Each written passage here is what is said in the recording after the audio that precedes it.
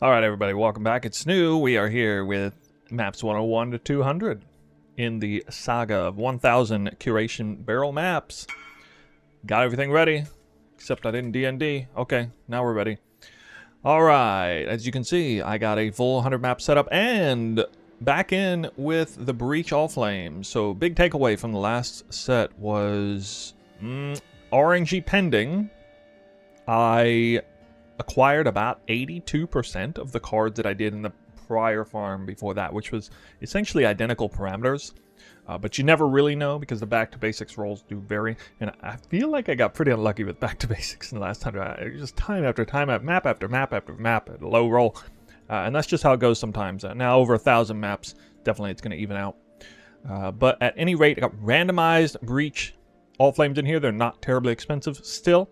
They're kind of expensive if you try to buy them in massive bulk quantities, just because people don't keep them in massive bulk quantities. But anyway, not much to intro here because it's basically just following suit with the same thing before. I'm ahead, guys. I'm ahead 1.5 divines per hour, or 9 divines. Congratulations, me. Nothing changing here in the Atlas. And so that's all I'm going to show you because it's exactly the same. If you want to know what is going on with this build, if you want to know my PoE, if you want to see all of that, we got previous videos. I got a build showcase video where I show what that looks like. I got the first of 1,000 maps, the first set. It's going to go into more detail about why I'm doing this and, the goals of it and the parameters of the maps, the setup and all that. But yeah, just preliminary setup. Again, Atlas here, snapshot it. Find it in the description of the video. Path of building, the loot filter, Omega Strict. And we'll get into the investment, which is... Well, I suppose I should lock it up here first. A little higher this time than it was. The Curation Scarab has gone up about a full divine from last time. And there are some Breach Allflames in here as well, which are not exactly priced in the app accurately. So what I'm doing is I'm adding an extra 50 divines for the Allflames to get a closer representation of buying at bulk or semi-bulk of these Allflames. Again, any Breach Allflame's fine, but it definitely costs a little more than this. As well as an extra 100 divines, 1 divine per map for rolling. And honestly, I don't think it takes that long to roll the maps.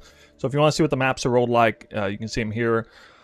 Virtually all these maps have item quantity excess of 140% with an excess of 33 or 34 barrels. There are a couple that have low barrel roll, but if they have low barrel roll, they are outstanding otherwise, like 170 quant or something outrageous like that. So yeah, basically those are the parameters. Kind of doing that. Okay, so instead of being 1,196 divines, we're going to plug in 1,346 divines, 13.5 divines per map. A lot higher than last time. But we'll get more cards, though, because of the Breach Allflames. And I'm expecting a little better RNG, maybe. Last time we had some terrible RNG on a few different things. Well, mainly just, if you don't drop a raw mirror and you don't get a full stack of unrequited love in 100 maps, you're probably, lucky to be even positive. By much. So anyway, we'll ride this out. We'll see what happens. Maybe a mirror, maybe unrequited stack, maybe even a mage blood. I don't know. I was surprised at how many unique belts I saw. I just want to remind everybody, every single map is rolled with currency as well, because I do want to genuinely give my chance to get Hina core locks and mirrors, mirror parenthesis S, in 1,000 maps.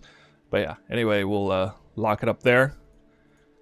Head down to the first map, which reminds me, I set these up nicely. One of the advantages of doing 1,000 maps, or 100 maps at a time, is you can kind of set up the maps in a certain order. Like the first 10 maps that I run have monsters have a 50% chance to block attacks.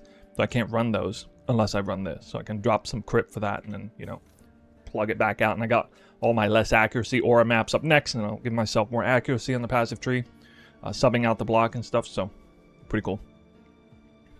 Zushi's asked, why do I bring back Breach Allflames? Because preliminary evidence for me is that I'm dropping roughly 15 to 20% more cards with these Allflames as opposed to no Allflames.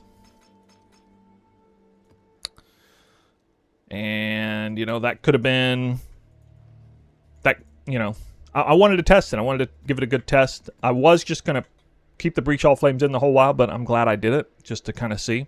And now the nice thing is we're going to run another 100 maps with Breach Allflames again and be able to see if, in fact, I dropped more cards this time than I did in the previous 100 map set. So hopefully, yes, we'll see. All right. Okay, first map, actually an antagonist map, so that's fun. A little bit less item quantity because it rolled antagonists. All right, go ahead and let that slide sometimes. All right, so every single time the lantern opens on Fortress, you always get 5 options. The last one will either be low or very low. Actually, sometimes it's normal. Density, ironically, but yeah. Okay. Looks good. Maybe I should just go along the outside every time. Anarchy. Brothers get what in the world? Brothers gift more than half drop rate. Dude, it's gonna happen again. I'm gonna get like no 7 years bad luck. Hey, wait. What? You know what, guys? I'm probably gonna go another 100 maps without proccing an Unrequited Love.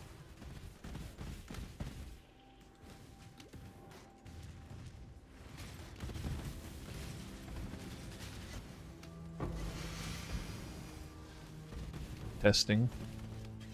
Testing. The streamer client testing after getting it back from repairs. Need a little warm up, I guess.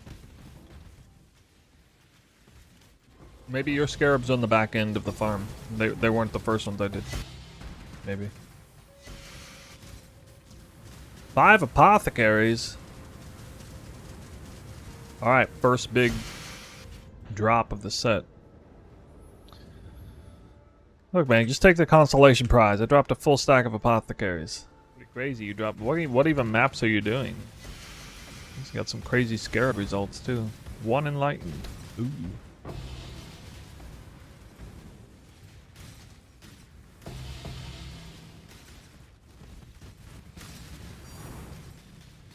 One apothecary.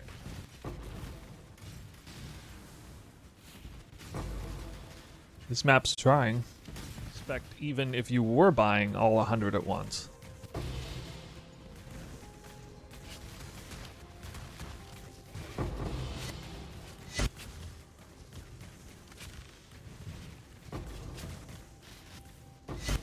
It's not like it's that time consuming though, but yeah, obviously it depends on what it's worth. You know, if your strat is reliably earning you hundreds of divines an hour, then all right, that would be worth it. But you know, if your strat's earning you 1.5 divines an hour, it's probably not worth it. Oh, got myself.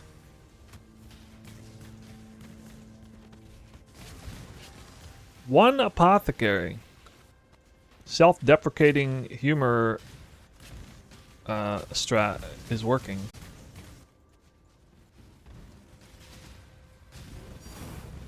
Oh, another! Oh my god, that card is relentless. It won't stop dropping. What the fuck? Dude, if I remove the brother's stash from the Tink, I would basically never get any drops. Whoa! Whoa! It happened. Wait, somebody just said it was gonna happen. What the fuck? Not so bad. Added sugar is also pretty bad, actually.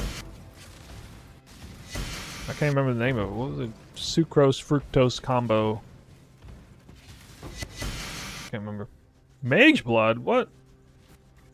Wow, I did drop a Mage Blood in 1,000 maps. I didn't think it was going to happen, but then I started seeing the belts on the ground, like, frequently enough. I was like, alright, probably will drop.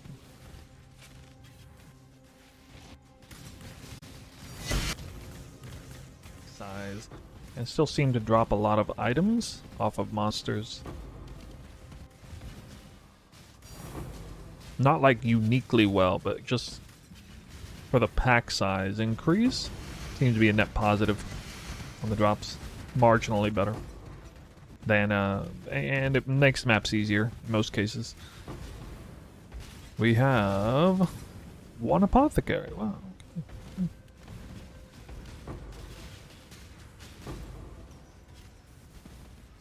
Still can't drop a Nimbus card. That's why apothecaries. This happened to another farm I did. I think I got like, I kept dropping tons of apothecaries and no Nimbus cards.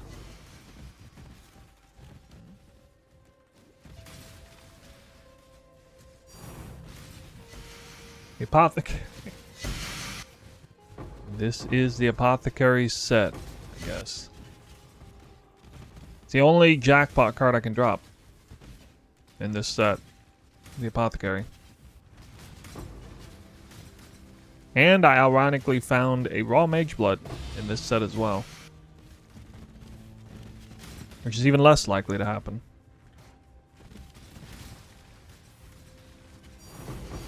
We got here another apothecary. Back to the usual. Okay, I'm ready to show you guys the results of the second set. Maps 101, 200, here we go. TLDR, not good. Actually not good this time. Got a little gambling session set up, but first, let's see what happened here on the back end with the stacks. One apothecary stack and a few singles. 3 fiend singles, oh boy. And a few curation scarabs. I think this number might not be right. I have to go back in time and check that. Might need adjusted. 1 sacred orb. 1 mage blood. Mage blood dropped. Oh boy. Okay, here we go. Well, we got 1632 fortunates. A lot better in 7 years this time. That was an improvement. Traded Nimbus cards for apothecaries, essentially, and lost all my unrequited. Brother's Gift's a little better this time. Mage Blood is there.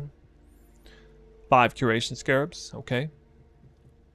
Wrath card, 5,472, and that's an important number because we wanted to see or compare Breach Allflames, quadruple Breach Allflames to no Allflames from last time. And essentially no adjustment beyond that. A couple of Horn Scarabs of Preservation. Cool. Cool. Okay, and it just goes down there and not much going on past all that. So pretty alarming, given that, again, the fortunate card way out in front of everything else, which means I probably, you know, broke even at best. And with the increased investment cost, if you look at it again, we got 1,181, which would have put me in the green last time, but it puts me in the red this time because the Curation Scarab was running a little high, and that made the investment cost 1,346 divines. 13.5 divines per map. Gross 1,181 divines. Negative 165 divines over this 100 map set. Minus 1.65 divines per map. And over 6 hours, 27 divines in the hole per hour. Wow.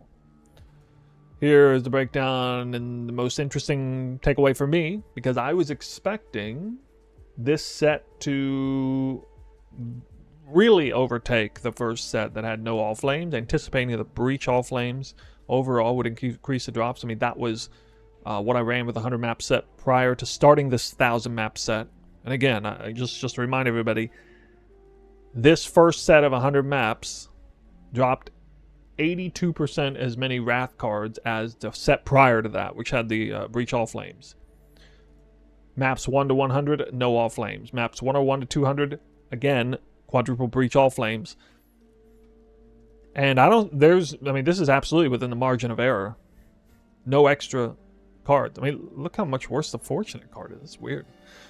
So I don't really know what to make of that.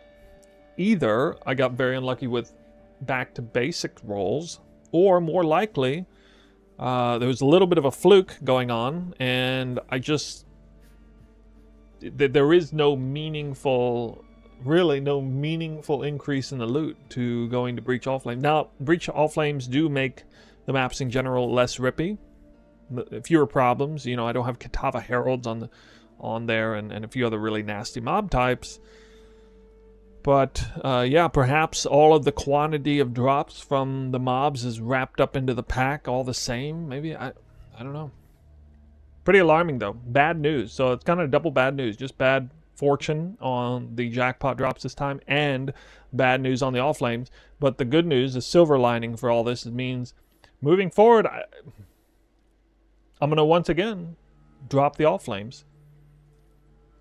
And by God, I sure hope I don't suddenly get way fewer cards on the third set than I did on the first two sets. That would be really scary because I thought we've already hit kind of rock bottom here between both of these sets. But anyway, henceforth, until further notice, I'm just going to be running no Allflames. I'll run Breach Allflames on the really bad monster packs, I guess. Yeah.